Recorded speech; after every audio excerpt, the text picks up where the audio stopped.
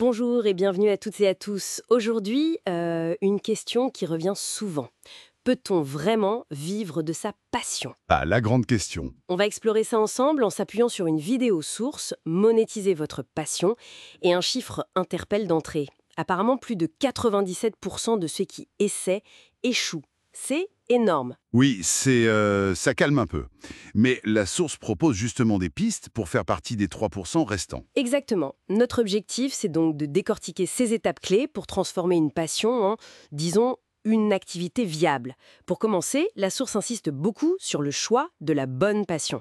C'est un peu la fondation de tout. Tout à fait. C'est décrit comme une étoile du Nord. Ça guide, ça motive. Et il y a une méthode en 4 points qui est proposée. D'abord, définir ses intérêts. Voilà, lister tout ça, puis se concentrer sur les 3 ou 4 principaux. Ensuite, deuxième point, connaître ses points forts. Ces compétences réelles dans ces domaines, Précisément, s'auto-évaluer, même simplement sur une échelle de 1 à 10.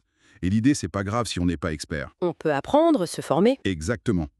Le troisième point, il est crucial, se focaliser sur les problèmes à résoudre. Ah oui, comment notre passion peut aider les autres, apporter de la valeur. C'est ça. Une passion qui sert juste à soi-même, c'est plus difficile à monétiser, forcément. Partager un savoir, une compétence, ça enrichit tout le monde. Logique. Et enfin, le quatrième point, un peu plus pratique, analyser ce qu'on lit. Nos lectures. Oui, les livres, les articles, les sujets qui nous captivent pendant notre temps libre. Est-ce que ça recoupe les intérêts et compétences qu'on a listés avant? C'est malin comme approche. L'exemple donné, c'était quelqu'un qui fait du graphisme bénévolement. Oui. Si on est doué pour ça, qu'on aime ça, et qu'en plus ça rend service, ben, C'est potentiellement une piste sérieuse pour une activité en ligne, par exemple. tout à fait. Bon, ok. On a identifié la passion, la compétence. Et après, il faut bien créer quelque chose, non? C'est l'étape suivante, logique. Transformer cette passion en produit ou service concret. Et là, il faut penser à plusieurs trucs. Comme quoi, par exemple? Mais d'abord, le type d'offre. Est-ce qu'on vend plutôt un service comme du design, de la rédaction, du coaching, souvent via des plateformes freelance au début? Ou alors un produit? Oui, genre un cours en ligne, un e-book, un petit outil. Ça dépend de ce avec quoi on est le plus à l'aise et de la rapidité avec laquelle on veut atteindre le public. D'accord. Et ce public, justement, il faut bien le définir, j'imagine. Ah oui, c'est essentiel. Qui sont nos clients potentiels? Des étudiants, des PME, des parents. Il faut comprendre leurs besoins précis pour leur proposer une solution qui fait mouche, soit unique, soit plus accessible que ce qui existe. Et donc, regardez ce que font les concurrents? Indispensable. Voir leurs forces, leurs faiblesses.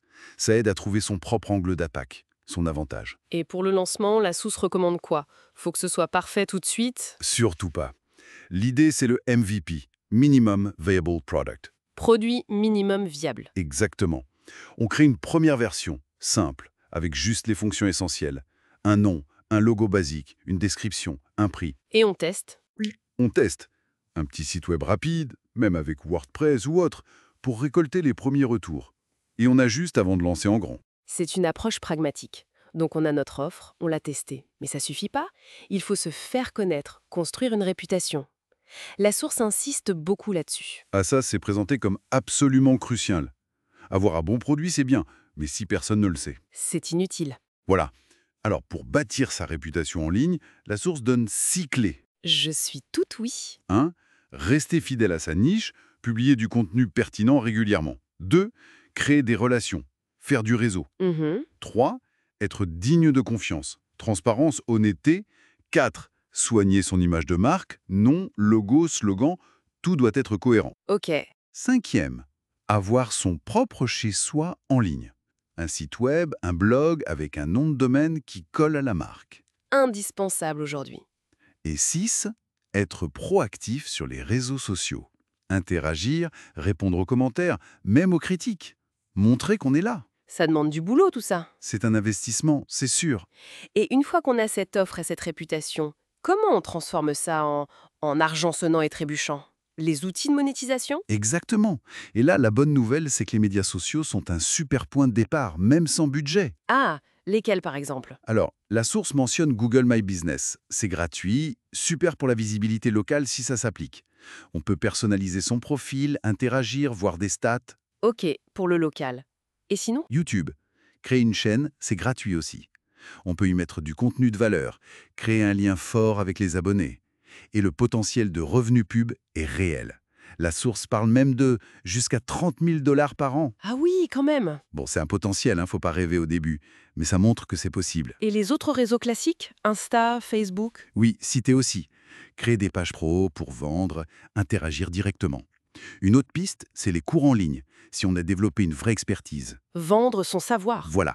Faut bien sûr évaluer la demande. Fixer un prix, même 15 € pour commencer, c'est possible, et utiliser des outils marketing comme Mailchimp pour en parler. Et pour ceux qui préfèrent vendre des services? Les plateformes de freelancing, Fiverr, Upwork, People Per Hour, c'est un bon moyen de démarrer et de trouver ses premiers clients. Bon, si on résume tout ça, le parcours idéal, selon la source, ce serait 1. Trouver ce qui nous fait vibrer et où on est bon. 2. Transformer ça en une offre utile pour les autres. 3. Construire patiemment sa crédibilité en ligne. C'est ça. Et 4, utiliser intelligemment les plateformes numériques pour toucher son public et commencer à gagner sa vie avec. Avec cette idée sous-jacente de reprendre le contrôle, de viser une certaine liberté, j'imagine. Oui, c'est clairement le fil rouge. Trouver sa voie et en vivre. C'est un beau programme. Très orienté sur la stratégie, la méthode. Ce qui est intéressant, c'est que ça soulève une autre question, qui n'est pas vraiment abordée dans la source. Ah oui? Laquelle? Que se passe-t-il quand la passion devient un travail? Une obligation avec des objectifs financiers, des clients exigeants, des deadlines? Est-ce que la flamme peut s'étendre? C'est la question. Comment on fait pour garder l'authenticité, le plaisir du début, face à ces impératifs du rat? C'est une réflexion importante, je pense, pour quiconque veut se lancer là-dedans. C'est une excellente réflexion pour conclure. Merci beaucoup pour cet éclairage. Avec plaisir.